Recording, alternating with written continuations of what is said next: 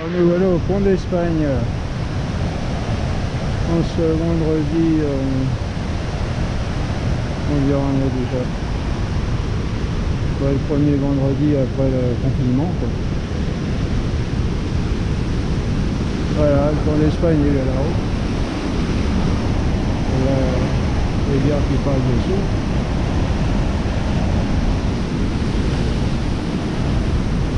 Il n'y a pas un chat.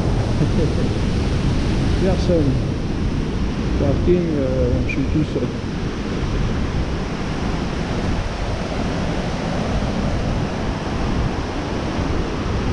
C'est vrai qu'il faisait un temps épouvantable ce matin à Lourdes.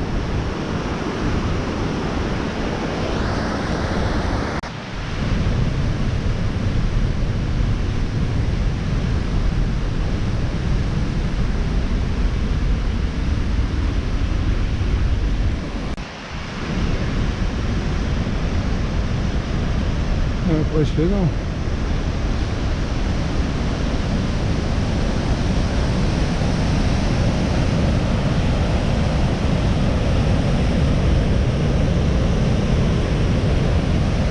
D'habitude, il y a beaucoup de touristes là. Mais là, c'est complètement désert.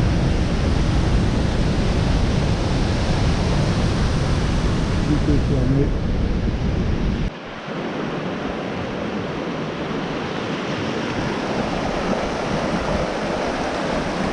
C'est assez couvert, mais on a la chance qu'il ne pleut pas. Et puis, à mon avis, le soleil est pas loin. Si on arrive à monter au-dessus des nuages,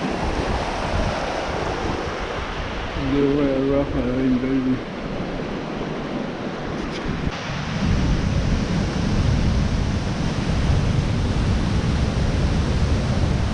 Il y a quand même une petite cascade avec la même rivière à peu près. Je dis à peu près parce qu'il doit y en avoir deux. Il y en a une autre qui vient au pont d'Espagne. Hein. Il doit y avoir une fourche. On est toujours dans le brouillard parce qu'on va voir le soleil un peu aujourd'hui.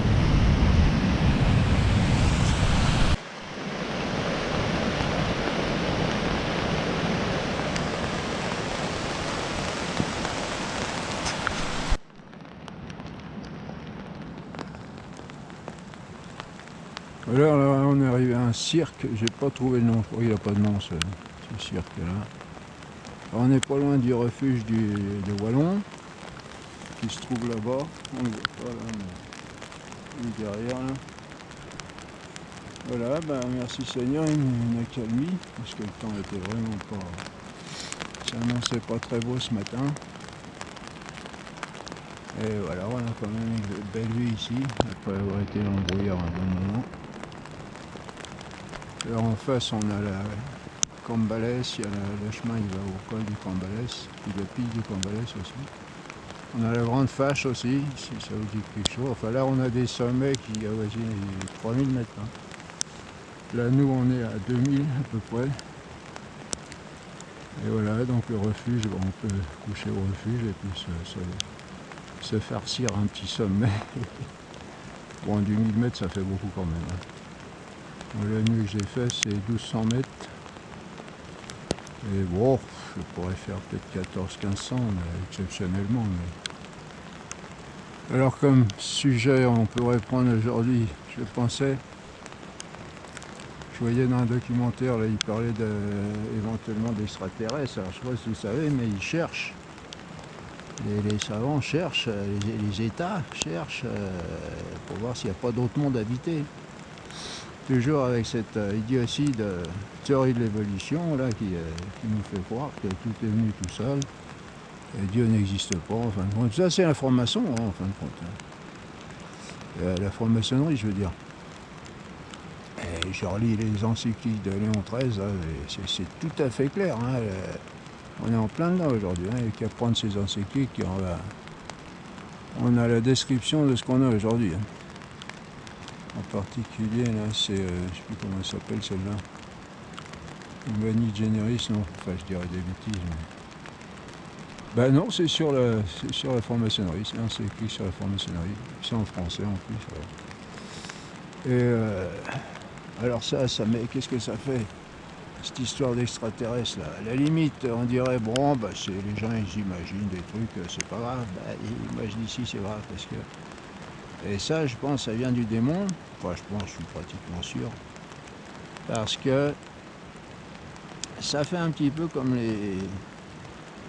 la métempsycose, vous savez, qu'on a plusieurs vies là. Ça s'appelle déjà la réincarnation. Et parce que les gens ne se méfient plus, au bout du compte, au bout de la vie, il n'y a qu'une vie, hein, et après c'est la mort, et après il faut rendre compte de sa vie.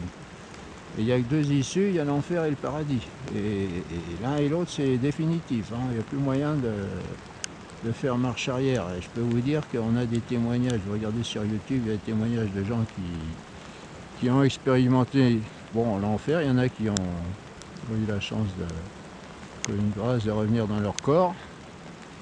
Mais on sait que il n'y a pas de... Et ceux qui y sont, ils voudraient en sortir. Hein, ils ne sont pas du tout contents d'être là. Non, il ne faut pas dire, voilà, bon, on aura chaud, etc. Et c'est affreux, hein, affreux. Hein. Autant, c'est à la proportion du paradis. Le paradis, c'est quelque chose d'extraordinaire, de fantastique, de merveilleux. Et ben, l'enfer, c'est pareil. Donc, s'il y a qu'une vie, on fait attention. Hein, bon, dans la mesure où on est informé, parce qu'aujourd'hui, il n'y a pas que ça qui nous détourne des vraies valeurs. Mais bon, cette chose-là en particulier, de réincarnation, s'il y a plusieurs vies, celle-là, si elle n'est pas bien réussie, je tâcherai de faire mieux la prochaine fois. Voilà, comme un coureur qui a fait le col du machin chouette, et puis qui dit ça, il dit, je tâcherai de faire mieux la prochaine fois, c'est pas dramatique. Et il y en a beaucoup qui disent ça, des sportifs. Alors vous voyez ce que ça fait, ça endort la méfiance des gens. Et la personne, quand elle arrive de l'autre côté, elle dit, ah ben non, il n'y a pas plusieurs vies, c'est celle-là, et il fallait la réussir, elle n'a pas fait attention, mais tant pis, voilà, terminé. Et bon, il y a aussi toutes ces histoires de Dieu est bon et bien gentil, il nous pardonne, tout ça, il va nous donner une grande lumière. Bon, ça c'est faux, hein. Ça c'est le démon qui met tout ça dans notre tête. Pour nous remplir d'une fausse confiance, on se méfie plus, et puis on n'emploie plus les moyens qu'il faut, parce qu'on a les moyens d'éviter, on peut pas dire, on pourrait dire l'enfer c'est injuste, tout ça, c'est pas injuste du tout, on a des moyens extraordinaires sur la terre, mais il faut s'en servir. On a en particulier Jésus, fils de Dieu, Dieu fait homme, qui est venu parmi nous, c'est pas rien, et tout le monde crache dessus, il y a plusieurs religions, toutes les religions se valent, etc.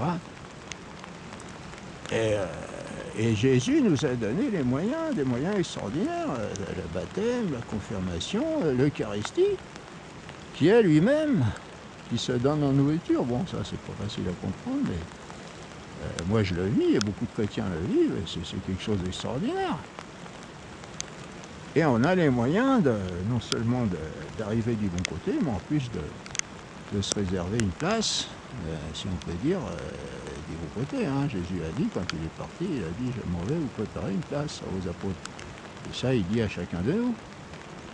Alors, donc l'enfer, il n'y a que deux issues, hein, l'enfer et le paradis. Et on a les moyens d'éviter l'enfer, c'est pas une injustice du tout.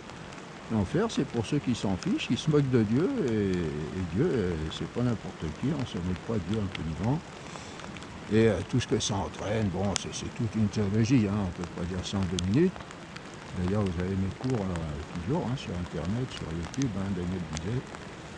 Là, il y en a, il y a ce qu'il faut. Alors, les extraterrestres, qu'est-ce que ça fait? Ça met dans la tête des gens quelque chose de semblable à la réincarnation, si vous voulez. C'est-à-dire qu'un jour, on verra, on découvrira d'autres mondes, et puis ça sera déjà... Alors évidemment, ça sera des êtres supérieurs à nous, super intelligents, qui auront trouvé des tas de... Là, dans ce sens-là, l'imagination, elle peut faire ce qu'elle veut, hein, et on peut imaginer tout ce qu'on veut, que ça sera des super intelligences qui ont trouvé des moyens de prolonger la vie, etc., arrêter les maladies et tout. Vous voyez, on n'en sait rien, mais on imagine, puis on espère, on dit, ah oui, peut-être, il y en a même une dans ce documentaire que je regardais, là, il y a une scientifique, enfin soi-disant scientifique, bon, scientifique dans sa partie, mais et qui disait « Je suis persuadé qu'il y a d'autres mondes ailleurs ». Et puis, pour l'anecdote aussi, une autre vidéo un peu avant, un scientifique aussi, et puis pas des moindres, hein, des astrophysiciens, des machins chouettes, etc., qui avait des livres de science-fiction dans sa bibliothèque. Parmi les livres, bon, il y en avait quand même des sérieux. Des livres de science. Mais qu'est-ce que ça fait là, ces livres de science-fiction? C'est uniquement l'imagination. Bon. Alors, mais il ne peut pas y avoir d'autre monde. Ah, alors, comment vous pouvez prouver ça? Bah, vous savez, c'est pas dur à voir, déjà. Premièrement, cette histoire de... Là, je vais me lever un peu. Cette histoire de... Comme ça, vous allez voir derrière, en plus. Cette histoire d'autres mondes, ça repose sur la théorie de l'évolution. Parce que si notre Terre a produit tout ce qu'elle a produit toute seule, avec le hasard, etc., bah, évidemment, rien n'empêche que dans une autre galaxie, ou je sais pas quoi, il y a des mondes comme le nôtre, et puis même beaucoup plus évolués que le nôtre. Puisque pour eux, tout va du moins vers le plus. Bon. Alors, bah déjà, l'évolution, on a montré que c'était pas possible, du moins toute seule. Parce que, bah, du moins vers le plus, bah, c'est pas possible, hein. Comme on dit, la plus belle femme du monde, elle peut pas donner plus que ce qu'elle a. Hein. Alors, tiens, il y a une bonne randonnée à faire là, vous voyez, ça monte pas trop. Enfin, quoi qu'il faut se méfier, hein. De loin, ça paraît toujours plus facile que quand on est dessus. Hein. Mais là, et puis hop. Et oui, alors... la plus belle fille ne peut donner que ce qu'elle a, donc un caillou, bon, s'il y avait des cailloux au départ, là, qu'est-ce que vous voulez qu'il donne les cailloux? Oui, bon, tiens, il y a le soleil qui arrive là, pointe au bout de son nez. Des cailloux, c'est des cailloux, comment vous voulez qu'ils aient la vie? Ah, mais on imagine, il y avait des bactéries, il y avait ceci, il y avait cela, puis ça a fait ceci, puis ça a fait ça. Et là, on est complètement dans l'imaginaire, hein. Pour qu'une chose, il faut revenir au principe métaphysique, mais ça on ne sait plus ce que c'est la métaphysique aujourd'hui. Pour qu'une chose, un être, devienne une autre chose, il faut qu'elle en ait la possibilité. Sinon on est, du moins à l'extérieur. Vous voyez? Et alors où c'est qu'ils vont les chercher? Alors une possibilité, c'est pas rien, c'est quelque chose, par exemple, moi j'ai la possibilité de voir. Eh ben, c'est une possibilité qui est réelle. C'est une puissance, on appelle ça même en termes plus techniques. Et vous voulez qu'ils aillent chercher pour que le moins aille au plus, hein? Et alors, ça c'est une chose, et puis la deuxième chose, c'est que ces cailloux là, de départ, d'où ils viennent? Ce que je dis dans une chanson, ma dernière chanson sur l'évolution, là, Hey Joe. D'où ça vient tout ça? Bon, on suppose, le monde existe depuis toujours, pourquoi? Bon, tout ça c'est des suppositions, c'est des hypothèses, mais on n'a aucune preuve de ça. Et de toute façon, c'est impossible parce que dans la métaphysique, il y a un autre principe qui dit tout être qui n'est pas par lui-même est forcément par un autre. Et ensuite, on raisonne, on dit mais on ne peut pas remonter indéfiniment des êtres qui dépendent des autres, sinon s'il n'y a pas de premier, il n'y a pas de suivant. Et c'est là qu'on arrive à Dieu, un être qui a l'existence par lui-même, qui est l'existence par lui-même, et qui, lui, donc, peut faire tout ce qui est dans le domaine de l'existence, c'est-à-dire tout l'être, hein, ce qu'on appelle Dieu. Et alors, donc, là, l'existence de Dieu étant prouvée, ensuite on prouve, avec la théologie, comme on fait dans nos cours, qu'il n'y a qu'une religion, la religion catholique, qui a pour fondement le Christ, qui est Dieu fait homme, et ça ne pouvait pas être autrement, parce que nous, on n'était pas capable, on avait perdu l'amitié de Dieu par notre péché, et on n'était pas capable de revenir en amitié avec Dieu. Il fallait quelqu'un qui soit capable de payer la facture.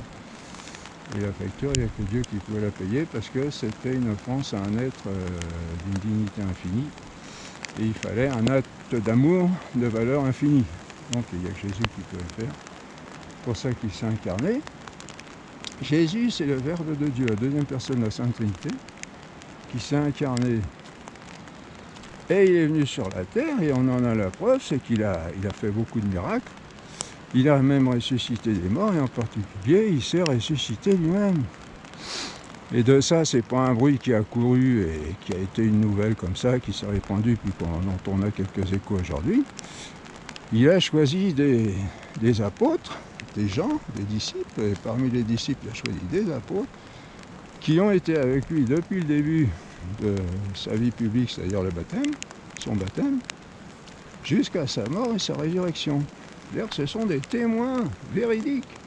Comme dit Saint Jean, on l'a touché, on l'a vu, on a mangé avec lui, on a été, même quand il est ressuscité, ils avaient du mal à le croire, mais il a dit, donnez-moi à manger, touchez-moi, vous voyez que je ne suis pas un esprit, je suis bien, etc. Vous voyez. Tout ça, c'est attesté par des centaines de gens à l'époque, et ça a été retransmis par des centaines, par des milliers de gens, des gens des plus dignes, des plus crédibles, hein, des docteurs de l'Église, des notables, qui n'étaient pas des gens à raconter n'importe quoi. Donc, alors Dieu s'est fait homme. Où on veut en venir avec ça, c'est que s'il y avait d'autres mondes, qu'est-ce que vous voulez que ce soit? Si c'est pas des hommes, si c'est pas des anges, Dieu est venu, il y a des tas de... on va pas les citer toutes, mais on a des tas de témoignages de l'Écriture qui disent à la fin du monde, tout sera réuni pour former un seul corps. Vous voyez? Avec Jésus, la tête de ce corps, qui s'est incarné, qui est monté au ciel avec son corps. Jésus-Christ est toujours homme au ciel pour l'éternité. Qu'est-ce que ça veut dire ça? Ça veut dire qu'il n'y a plus de place pour autre chose. Qu'est-ce que vous voulez qu'il y ait des martiens? D'abord, Jésus, il s'est pas fait martien, il s'est fait homme. Et puis, deuxièmement, s'il y avait des martiens, où c'est qu'ils iraient dans tout ça? Personne n'en parle nulle part, ni dans l'écriture, ni chez les docteurs, ni nulle part. Il n'y a aucun témoignage de ça. Alors, vous voyez? Et la fin du monde, ça sera la réunion de tous les bienheureux pour former un seul corps, tous les hommes, avec Jésus-Christ la tête de ce corps, et nous, si on y va, on espère, les membres de ce corps, vous voyez. Et les anges ils sont là depuis, eux ils ne changeront pas, ils seront toujours là, ça c'est 2 fois aussi. Alors pour dire ça, il faut aller dans la foi, hein, on ne peut pas le faire philosophiquement. Mais vous voyez, il n'y a pas de place quand le monde sera réuni, et puis le Seigneur met bien l'accent sur l'unité du corps mystique de Jésus-Christ, et l'unité qui sera les hommes qui vont entrer dans la famille de Dieu. Alors qu'est-ce que vous voulez qu'ils fassent ces martiens là dont on n'aurait jamais entendu parler? Et qui seront quoi? Parce qu'il faut dire aussi, dans le grand dégradé ontologique, il n'y a pas de place pour eux, qu'est-ce que vous voulez que ça soit? Dans le grand dégradé ontologique, hein, les grandes classes des êtres, on a les minéraux, après on a les premiers vivants, les plantes, deuxième vivant, les animaux avec la connaissance sensible, troisième, l'homme, connaissance sensible plus connaissance de l'être, qui est c'est par l'intelligence, et puis l'être c'est tout ce qui existe, tout peut exister, donc après on ne voit pas qu'est-ce qu'il pourrait y avoir de plus. Hein, des êtres, bon, mettons des êtres intelligents. Et qu'est-ce que ça serait? Quelle forme ils auraient? Est-ce qu'ils auraient un corps ou pas? Est-ce que ça serait des esprits ou pas? Vous voyez? Donc, bon, c'est peut-être pas une démonstration à 100%, c'est pas un exposé à 100% démonstratif, mais moi je dirais 98%, si vous voulez. Hein, il n'y a pas écrit nulle part qu'il n'y a pas de martiens ailleurs, il n'y a pas de monde habité ailleurs, bon ça c'est sûr. Quoique, ouais, bien regardez, moi je l'ai pas vu, j'ai vu la Sainte Écriture. Mais, si vous voulez, il n'y a pas de place dans le sens scientifique, quoi, de rationnel. Il n'y a pas de place pour eux. Et tout le dégradé ontologique est rempli, si vous voulez. Il y a pas de... Et puis l'homme, l'homme a un esprit, comme les anges avaient dans un corps. Allez imaginer un corps plus parfait que celui de l'homme, vous aurez du mal. Et aller imaginer autre chose que la matière, autre chose que les plantes, autre chose que les animaux, autre chose que les hommes. Les artistes, ils ont bien essayé, mais il y avait toujours un bout de l'un puis un bout de l'autre. Hein. Alors, on revient sur le refuge de Combalès, de Wallon. On dit au revoir à ce beau paysage.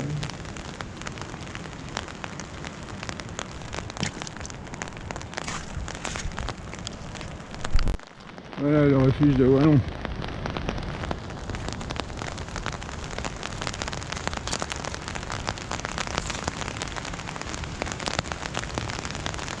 Il y a un chemin là, vous voyez.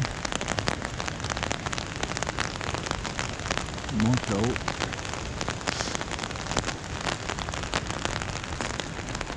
Le petit sommet.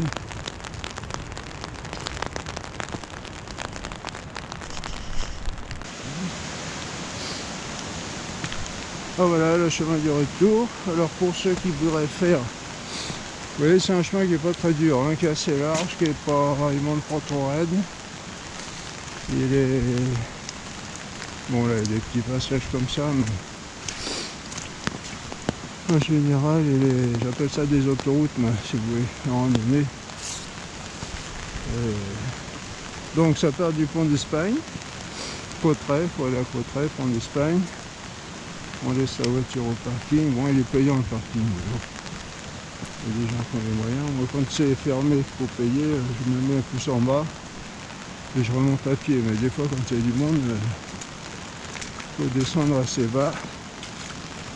Bon, sinon, c'est une très belle randonnée. Hein. S'il fait beau, bon là, il fait pas très beau.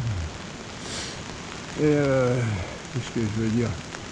Donc pont d'Espagne, ensuite il y a plusieurs chemins, mais là celui-là qu'on a pris, là c'est direction col de Combalès, refuge Wallon d'abord, où on peut dormir d'ailleurs, manger, et col de Combalès, et puis bon, ceux qui veulent faire de la montagne, des sommets, alors oui je me suis trompé tout à l'heure, je dis encore 2000 mètres pour aller au sommet, mais non, on était à 2000, donc pour aller à 3000 il reste 100, il reste 1000, hein, bon. Autant pour moi, je suis pas très fort dans le calcul. Non, enfin là c'est impardonnable, mais bon je pense que c'est autre chose en même temps. Donc ça, 1000 mètres c'est tout à fait faisable. Et pour aller du pont d'Espagne au refuge Wallon, ça doit faire dans les 400 mètres. 4 ou 500 mètres, par contre il y a de la longueur. Ça monte pas vite, mais il y a un peu de kilométrage. Voilà, je vais réparer mon erreur. Oui, donc ceux qui veulent faire de la montagne, il y a des sommets, je pense, qui ne sont pas très difficiles. Et donc on peut monter, donc stationnement au pont d'Espagne, c'est le parking, on peut avoir. On va jusqu'au refuge, on dort là. On mange, on dort, et puis le lendemain matin, plus frais que gros, on se fait un petit sommet ou deux. On vient en refuge si on veut le soir, manger, dormir, et puis on vient à la voiture, ça fait une belle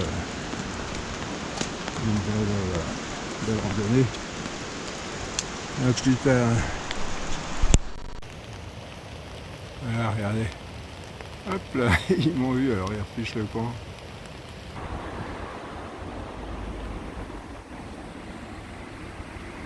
Alors on est là, on est à Lourdes, au bout de Lourdes, à la sortie sur Argelès, sur l'Espagne si vous voulez. Alors hier il y a une vidéo qui a dû fiche le camp. Donc pour terminer sur l'histoire des extraterrestres, eh ben, il ne peut pas y en avoir. Pourquoi? Ben, premièrement parce que on imagine ça par l'évolution, et l'évolution c'est pas possible. du moins comme on l'entend aujourd'hui, c'est-à-dire sans Dieu, quelque chose qui se fait tout seul avec le hasard, parce qu'il faut que les choses qui vont devenir quelque chose de plus aient déjà cela en elles-mêmes. Il faut qu'elles aient la possibilité de cela. Et ça ne s'invente pas, ça ne vient pas par un coup de baguette magique. C'est une réalité qui se trouve dans les choses. Alors après, avec l'imagination, on peut imaginer tout ce qu'on veut. Mais avec la raison, on est obligé d'admettre que l'évolution toute seule n'est pas possible. Deuxièmement, du point de vue théologique, donc si c'est pas possible par évolution, c'est forcément possible, c'est nécessaire d'être fait par Dieu, par création.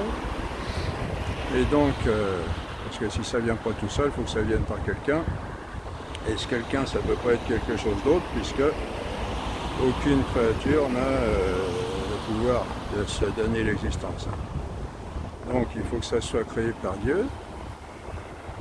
Et puis à ce moment-là, on retombe dans la théologie avec la meilleure religion qui est la religion catholique, comme on le disait, parce qu'il faut nécessairement un intermédiaire entre Dieu et les hommes pour nous sauver, qui est Jésus-Christ, Fils de Dieu fait homme. Et là, on a dans la révélation, on n'a aucune révélation justement sur un autre monde où il y aurait des êtres habités, à notre ressemblance, à la limite, parce que c'est ça qui intéresse ces gens-là surtout, que ce soit des animaux ou autre chose, ou des plantes, à la limite, ça les intéresse, oui aussi, mais pas tant. Et Jésus il dit à un moment à ses disciples, je vous appelle ami parce que tout ce que j'ai reçu de mon Père, je vous l'ai fait connaître. Je vous appelle plus serviteur. Dans Saint Jean avant la Passion. Et donc, étant amis, Jésus nous a tout révélé parce qu'on est les successeurs des apôtres, on est les descendants.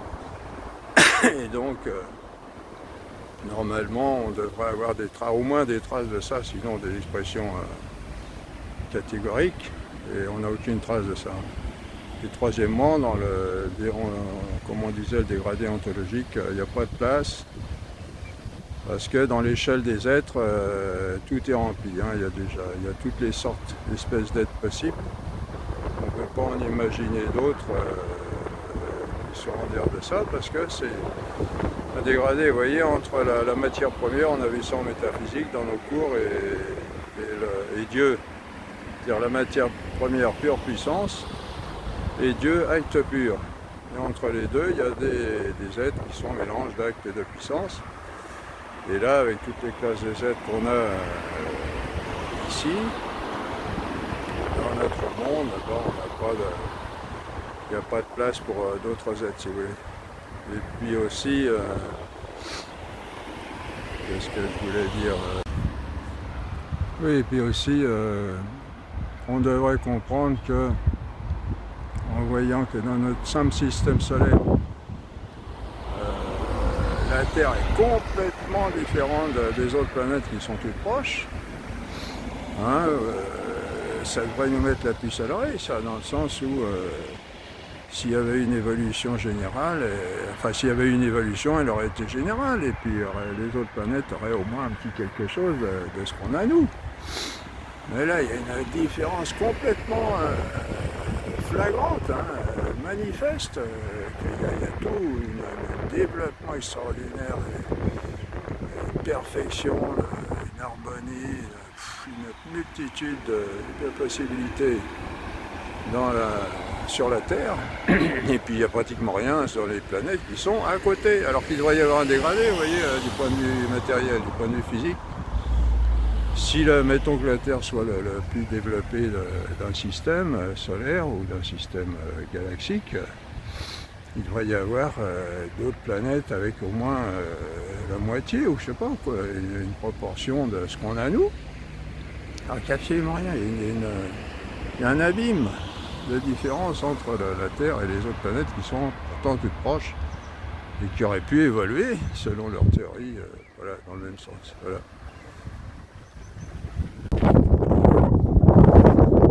Alors on est en haut du Prat, on est sur le soum du Prat d'Oreille. Alors c'est dans le nord, je prends l'est il est là.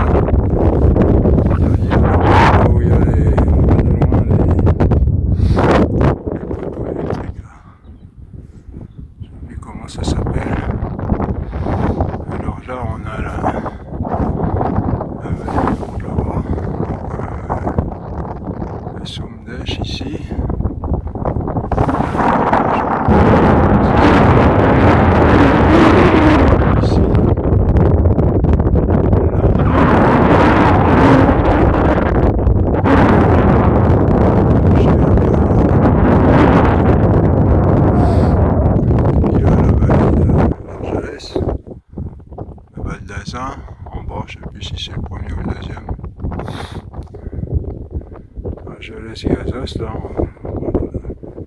en bas, là. Alors c'est un peu brumeux, c'est le soir, là, il est 8h, 8h30, là.